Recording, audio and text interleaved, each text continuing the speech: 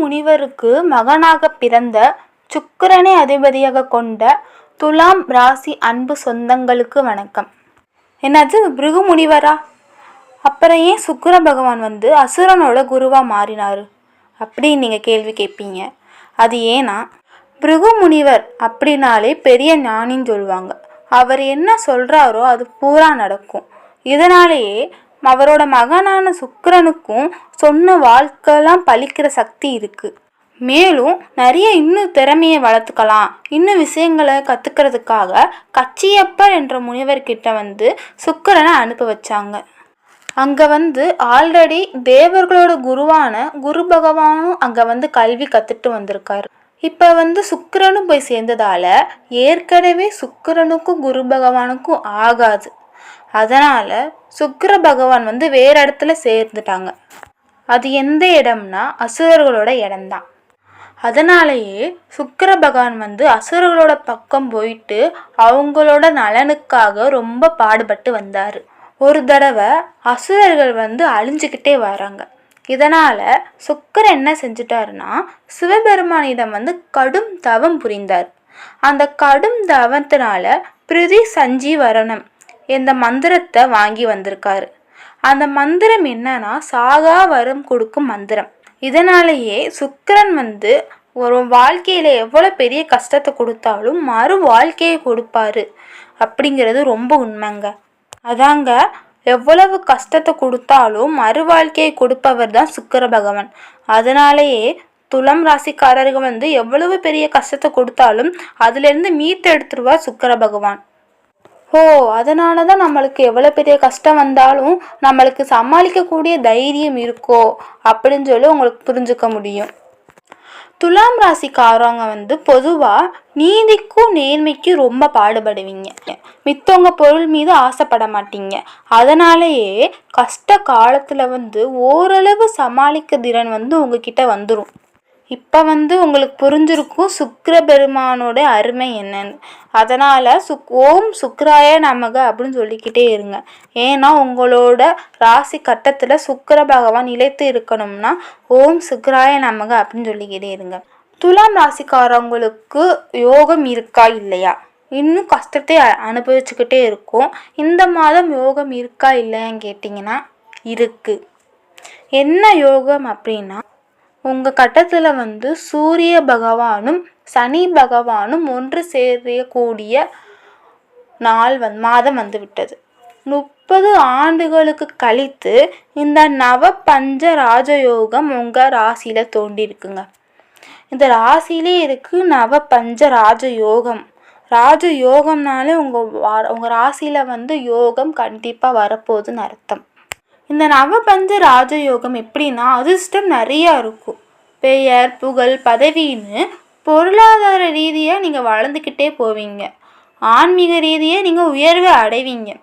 ஆனால் சூரியனும் சந்திரனும் ஒரே கட்டத்தில் வருவதால் சில சோதனைகளும் வரும், சில அதிர்ஷ்டங்களும் வரும்.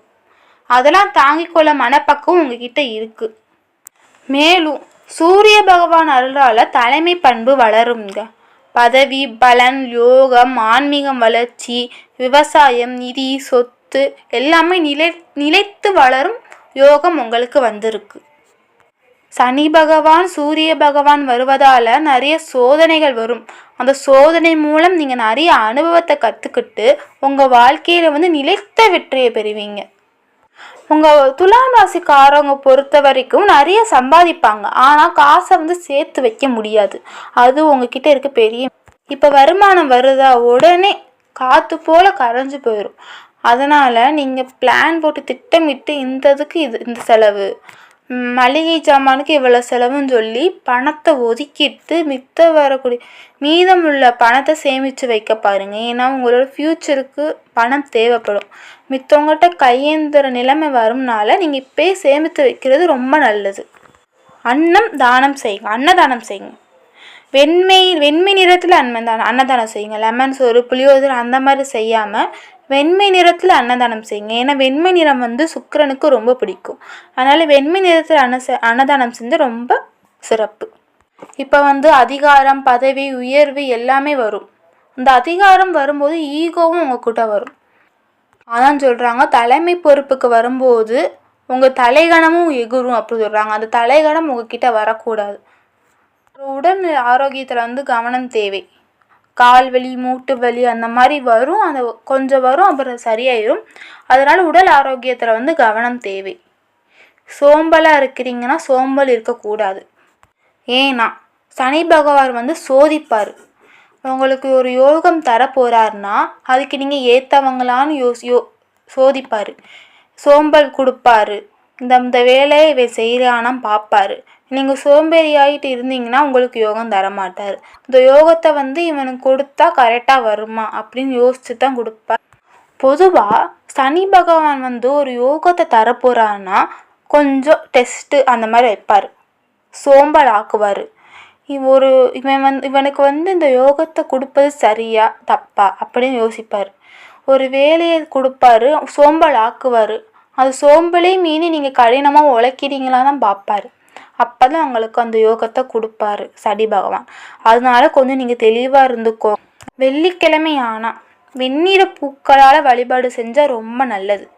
ஏன்னா ஏற்கனவே நான் சொன்னேன், சுக்கிர பகவானுக்கு வந்து வெண்மை நிற பூக்கள் வந்து ரொம்ப பிடிக்கும் அப்படின்னால. அதனால் வெள்ளிக்கிழமை வந்து வெண்ணிற பூக்களால் வழிபாடு செய்வது ரொம்ப சிறப்பு. திருமணம் ஆகாதவர்களுக்கு வந்து விரைவில் திருமணம் நடைபெற போகும். பிள்ளை பாக்கியம் வரப்போகுது. அரிதான நிறைய மாற்றங்கள் வந்து உங்கள் வாழ்க்கையில் வரப்போகுதுங்க. மாணவர்களாக இருந்தீங்கன்னா கற்றல் திறமையில் உங்கள் மேம்படும். சூரிய பகவானை வழிபாடு செய்வது ரொம்ப நல்லது. சனிக்கிழமையான சனீஸ்வரனையும் ஞாயிற்றுக்கிழமையான சூரிய பகவானையும் வழிபாடு செய்வது ரொம்ப நல்லதுங்க. அதுவும் இந்த மாதம் வந்து ஆவணி ஞாயிறு மாதம். ஆனால் ஆவணி மாதத்தில் வந்து ஞாயிற்றுக்கிழமை சூரிய பகவானை வழிபாடு செய்வது ரொம்ப சிறப்பு. எந்த கோவிலுக்கு போகலாம் அப்படின்னு கேட்டிங்கன்னா, திருநள்ளாறு கோவிலில் வந்து சனீஸ்வரனையும், சூரியனார் கோவில் வந்து கும்பகோணம் கிட்ட இருக்குது, அங்கேயும் போயிட்டு வாங்க. உங்களுக்கு கோவில் வந்து சிறப்பு தான். உங்களுக்கு வந்து நான் ஏற்கனவே சொன்ன மாதிரி மேலும் சூரிய பகவானை வழிபாடு செய்வது ரொம்ப நல்லதுங்க. சூரிய நமஸ்காரம் செய்யுங்க. உடல் ஆரோக்கியத்தில் கவனம் தேவை அப்படின்னு சொல்லியிருந்தேன். அதனால் யோகா அந்த மாதிரி செய்யுங்க. செம்பருத்தி பூ வைத்து சூரிய பகவானை வழிபாடு செய்யுங்க. சூரிய பகவான் வந்து வழிபாடு செஞ்சு உங்களுக்கு எப்போவுமே நல்லதே கொடுப்பாரு. சனி பகவான் வந்து தாழ்மையை கொடுத்தாலும் சூரிய பகவான் வந்து நம்பிக்கையை கொடுப்பாரு.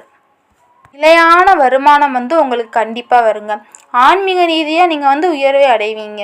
அவசர முடிவு எடுக்காதீங்க. எதுலையாச்சும் நீங்கள் முதலீடு செய்ய போகிறீங்க அப்படின்னா அவசர முடிவு வேணாம். ஆலோசனை கேட்பது வந்து ரொம்ப நல்லது. அப்புறம் நேரம் காலம் பார்த்து பேசுங்க. மிகுந்த பேச்சு வேணாம். அதே மாதிரி எப்பயும் சொன்ன மாதிரி தியானம் யோகா வந்து ரொம்ப முக்கியம் உங்களுக்கு. அப்புறம் நல்ல இடத்துக்கு நீங்கள் உயர போகிறீங்க இந்த யோகத்தால். அப்புறம் பிள்ளைகள் மூலம் உங்களுக்கு பெருமை சேரும். அப்புறம் துலாம் ராசிக்காரவங்க என்னென்ன செய்யக்கூடாது அப்படின்னா, பொய் பேசக்கூடாது. நீங்கள் வந்து சனி பகவான் உங்கள் கட்டத்தில் இருக்கிறதுனால நீங்கள் பொய் பேசுகிறது அவருக்கு சுத்தமாக பிடிக்காது. அதனால் பொய் யார்கிட்டையும் பேசாங்க, உண்மையை பேசி பழகுங்க. மித்தவங்களுக்கு வந்து நம்பிக்கை துரோகம் செய்யாதீங்க. அது ரொம்ப முக்கியம். மித்தவங்களுக்கு நம்பிக்கையை வச்சுக்கிட்டு துரோகம் செய்யாதீங்க, பொய் பேசாதீங்க. இதெல்லாம் சரி பண்ணிக்கிட்டால் ரொம்ப நல்லது. யோகத்தால் உங்களோட குடும்பம், திருமணம், தொழில் சரியாக போகுதுங்க. துலா ராசிக்காரங்களோட இருண்ட வாழ்க்கை இப்போ ஒளிமயமாக வெளிச்சம் வரப்போகுது இந்த நவபஞ்ச ராஜ யோகத்தால். ஓம் சரவண பவ சொல்லுங்க. ஓம் சிவபெருமானே நமகன்னு சொல்லுங்க. காலையில் எந்திரிக்கும் போதும் சொல்லுங்க, இரவு தூங்கும் போதும் சொல்லுங்க. உங்கள் வாழ்க்கையை வந்து அந்த நாள் முழுத உங்கள் வாழ்க்கை வந்து வெளிச்சமாக இருக்கும். இந்த நவபஞ்ச ராஜயோகம் வந்து உங்கள் வாழ்க்கையில் கண்டிப்பாக உயர்த்தி தான் தரப்போகுது. அதில் எந்த வித ஐயமும் இல்லைங்க. அதான் ஏற்கனவே சொன்ன மாதிரி சனிக்கிழமை வந்து சனீஸ்வரன் கோயிலுக்கு போங்க. ஞாயிற்றுக்கிழமை வந்து சூரியன் பகவான் கோயிலுக்கு போய் சென்று வழிபாடு செய்யுங்க. அப்புறம் சனி பகவானுக்கு வந்து எள்ளு விளக்கை ஏற்றுவது ரொம்ப நல்லது. எள்ளு விளக்கை ஏற்றி பாருங்க, உங்கள் வாழ்க்கையில் நல்லதே நடக்கும். அதனால் அதிகாரம், பதவி, உயர்வு எல்லாம் வரப்போகுது உங்கள் வாழ்க்கையில். உடல் ஆரோக்கியத்தில் வந்து கவனம் தேவை. உடல் ஆரோக்கியத்தில் வந்து கொஞ்சம் கவனம் தேவை. வேலையை கடகடன்னு பாருங்கள். சோம்பேறித்தனமாக இருக்காதீங்க. மித்தவங்களுக்கு நம்பிக்கை துரோகம் செய்யாதீங்க, பொய் பேசாதீங்க. இப்போ தான் வாழ்க்கையில் இருண்டு காலம் முடிஞ்சு வெளிச்சம் வரப்போகுது. அதனால் இந்த யோகத்தை கரெக்டாக பயன்படுத்திக்கோங்க. நீங்கள் ஆறுபடை முருகன் கோயிலுக்கு போய் தரிசனம் செஞ்சாலே நீங்கள் மன நிம்மதியோடு வாழ்வீங்க. மென்மேலும் உங்கள் வாழ்க்கையில் நீங்கள் வளர எனது வாழ்த்து.